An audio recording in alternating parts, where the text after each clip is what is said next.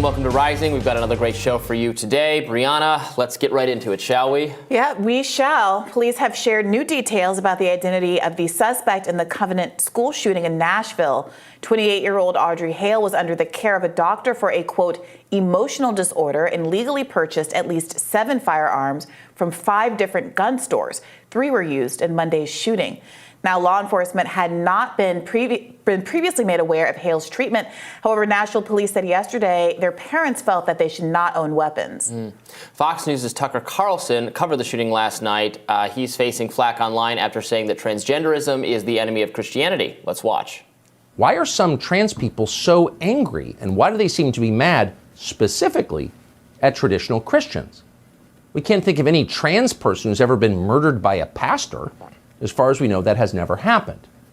So it's not an actual threat of violence from Christians that's inspiring some trans people to buy AR-15s. No, it's got to be more fundamental than that. And it is.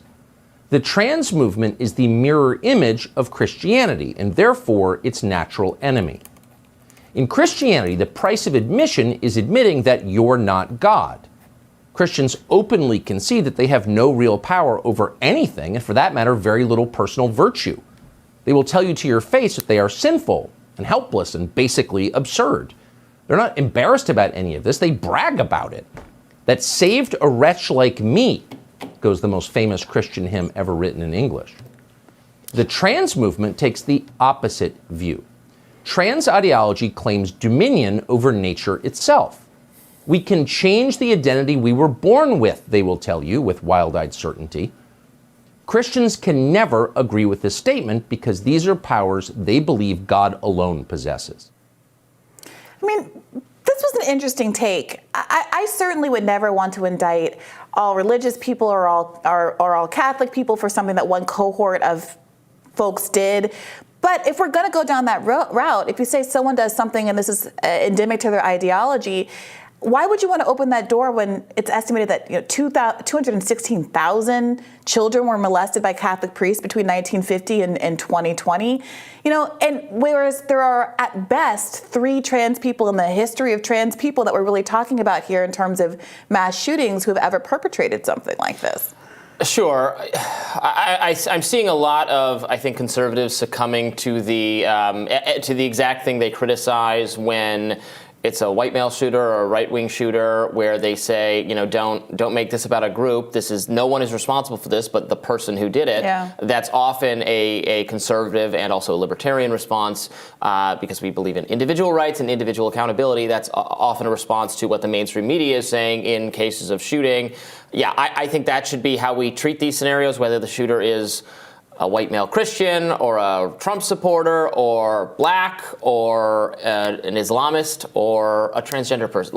The responsibility is that person's actions. No one has ever wronged you to a degree where you are justified in killing random people, children. Certainly. So we should. It is a good impulse to blame no one but the person who actually pulls the trigger. It's a good impulse in all those other instances, and it would be a good impulse here. Yeah, I'm seeing a lot from various kind of people who are critical of aspects of transgender activism or the transgender movement, which I think you can criticize some tactics or what is often I've come into conflict with people who are, even though I support transgender people's rights, about what you're expected to say or what the rules should be for how you're supposed to address people. I want to address people however they want me to address them, but what you're going to obligate other people to do.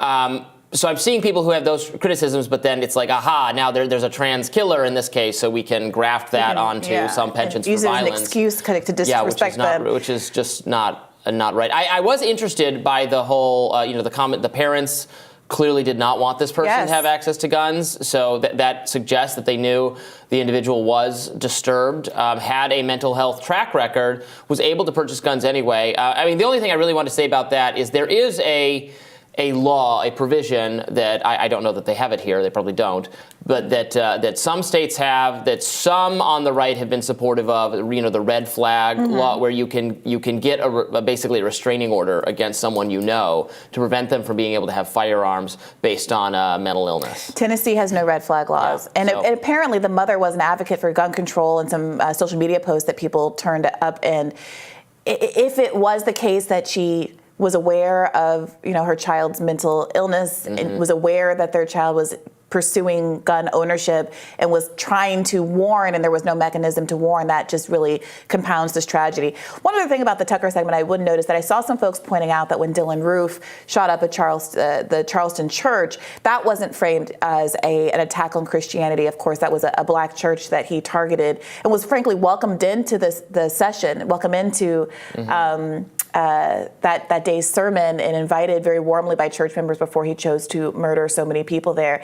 And it is interesting to see to examine why an attack on Christians in that instance wouldn't be framed as a white male attack on Christianity, whereas this is being framed as a trans attack on Christianity, and what the dynamics are at play there.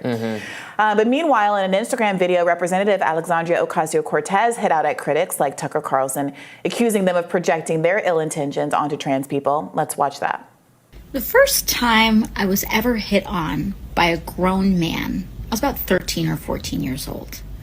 I still had braces in my teeth, and if you ask a lot of women about the first time that they had encountered something like that, they will often say 11, 12, 13, 14 years old. When I was in my early 20s and I worked as a waitress on an outdoor cafe, there was a man that would park on the side of the street, and we realized that he was pleasuring himself to the waitresses that were going back and forth on the sidewalk. I can't tell you how many stories I and almost every woman I know have about things like this. And when you actually look at who's committing this abuse, it's majority straight men. Many of these disgusting and insinuating attacks on trans and LGBT people are actually projections of what predatory, cisgender, and often straight men do when left alone in the presence of women, or sometimes horribly children. So instead of getting you to challenge the patriarchy, they're trying to get you to challenge the very gender expressiveness that challenges patriarchy. Don't get it twisted, because a lot of people attacking drag are projecting. Look, I understand what she's trying to do there, and I certainly don't think she quite nailed that one. I'm empathetic with the experience that she's describing, and the experience that she's right that a lot of women have gone through. And statistically, what she's saying about who is normally doing it is correct. I mean, that's just right, because that's statistically that is most of the overwhelming majority of the population. And as we've been saying, over the last couple of days now, the jump from this is like a statistical trend to we should characterize the nature of what's going on here as linked to a person's identity is a dangerous leap. And I understand the desire to push back, given the narrative that's coming out of Tucker Carlson and some of these more right-leaning media figures and political figures right now. But I don't think that doing what they are doing, two wrongs making a right, is the way to resolve this. I think that you should say, despite the statistical reality that it would entitle me to make similar claims about the inherent toxicity of white men, I'm choosing not to do so because it's not really about that. We're talking about a mass shooting that was, children being gunned down, and then she's talking about, but women, even young women, have experience of being made to feel uncomfortable in a sexual context. Like, those are not really comparable things at all.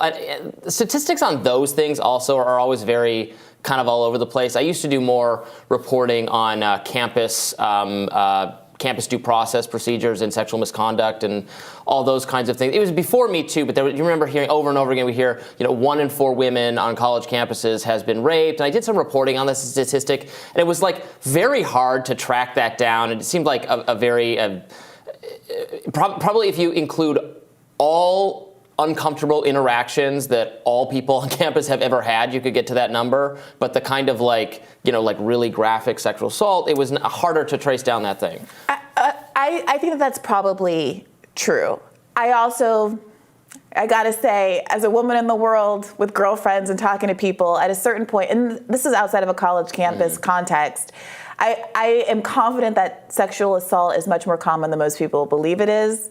That being said, I do think that this example that she brought up wasn't necessarily as germane to what's going on right now as I would have liked. And she does sometimes have a tendency, and I know this is hard and politicos struggle with this, to personalize things and give the appearance that she's making things about her that aren't really about her. And I don't think that's her intention. And I think the underlying issue she's talking about is legitimate and fair game. But I don't know that this is the time. Well, there's also like an elite discourse around it where people were obsessed with it on campuses, even though actually the good statistics we had is that women in college were far less likely to suffer this than people in working class. It's family, it's all those. Yeah, not saying people sexual in the misconduct foster is care not system, right, exactly. Low-income people not being able to have access to the criminal justice system and not having their crimes, their perpetrators to track down. All of that is completely true. Yeah. So anyway, I do think we should always push back on people trying to blame an entire group for the actions of one person. Let's blame that person. Yeah, that used to be a liberal progressive principle. Yes, yeah, but both sides, we're in such a rotten time in the discourse. I mean, this has been going on for a while, but people just want to demonize the entire other side when they can slot someone on, ostensibly connected to that side, having done something really horrible. Yeah, and it's a bad impulse. Makes us worse off. Before we go to Brianna's radar, we do want to issue a correction for something we said in a segment yesterday. When covering an update on the investigation into the Biden family's overseas financial connections, we cited Republican Senator Ron Johnson telling Fox News that a Chinese-owned bank, a bank owned by China that was headquartered in L.A., had handed over a cache of financial records that strengthens the House Oversight Committee's investigation. We identified the bank falsely as Chinese-owned. It's an American bank, actually, and we want to read a statement from the spokesperson of that bank. We're going to put it up there. Cathay Bank is an American bank founded, headquartered, and publicly traded in the United States, which proudly serves our local communities across the United States. Founded more than 60 years ago in Los Angeles, where it is still based, Cathay is not in any way owned or controlled by the Chinese government, and any suggestion to the contrary is false. Okay, we got that out of the way, and we'll have Brianna's radar coming up next, and of course more developments on the horrible shooting as they come. Stay with us.